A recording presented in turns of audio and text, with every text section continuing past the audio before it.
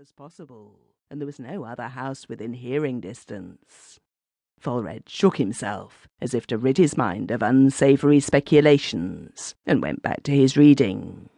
A sudden vagrant gust of wind whipped through the window, in which the light of the lamp flickered and went out suddenly. Fulred, cursing softly, groped in the darkness for matches, burning his fingers on the lamp chimney.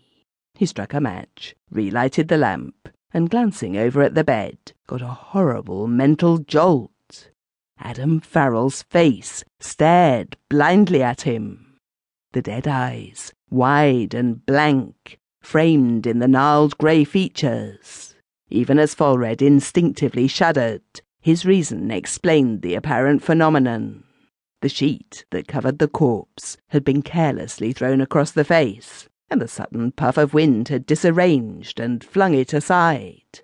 Yet there was something grisly about the thing, something fearsomely suggestive, as if in the cloaking dark a dead hand had flung aside the sheet, just as if the corpse were about to rise. Fulred, an imaginative man, shrugged his shoulders at these ghostly thoughts, and crossed the room to replace the sheet. The dead eyes seemed to stare malevolently, with an evilness that transcended the dead man's churlishness in life. The workings of a vivid imagination, Fulred knew, and he recovered the grey face, shrinking as his hand chanced to touch the cold flesh, slick and clammy, the touch of death. He shuddered with the natural revulsion of the living for the dead, and went back to his chair and magazine. At last, growing sleepy, he laid down upon a couch, which by some strange whim of the original owner formed part of the room's scant furnishings, and composed himself for slumber.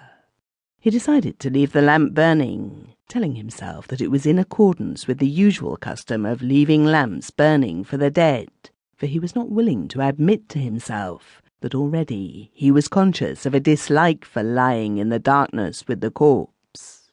He dozed, awoke with a start, and looked at the sheeted form on the bed.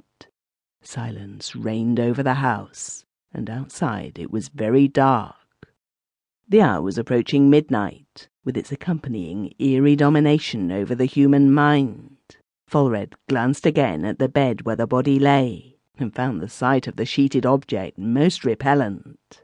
A fantastic idea had birth in his mind, and grew, that beneath the sheet, the mere lifeless body had become a strange, monstrous thing, a hideous, conscious being that watched him with eyes which burned through the fabric of the cloth.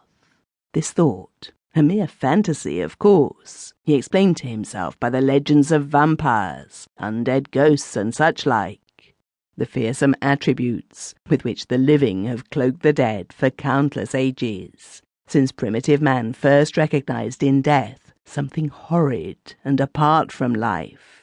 Man feared death, thought Fulred, and some of this fear of death took hold on the dead, so that they too were feared, and the sight of the dead engendered grisly thoughts, gave rise to dim fears of hereditary memory, lurking back in the dark corners of the brain. At any rate, that silent hidden thing was getting on his nerves. He thought of uncovering the face, on the principle that familiarity breeds contempt. The sight of the features, calm and still in death, would banish, he thought, all such wild conjectures as were haunting him in spite of himself. But the thought of those dead eyes, staring in the lamplight, was intolerable. So at last he blew out the light and lay down.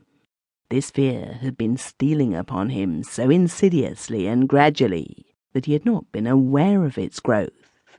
With the extinguishing of the light, however, and the blotting out of the sight of the corpse, things assumed their true character and proportions, and Fulred fell asleep almost immediately, on his lips a faint smile for his previous folly. He awakened suddenly. How long he had been asleep he did not know. He sat up, his pulse pounding frantically, the cold sweat beading on his forehead. He knew instantly where he was, remembered the other occupant of the room.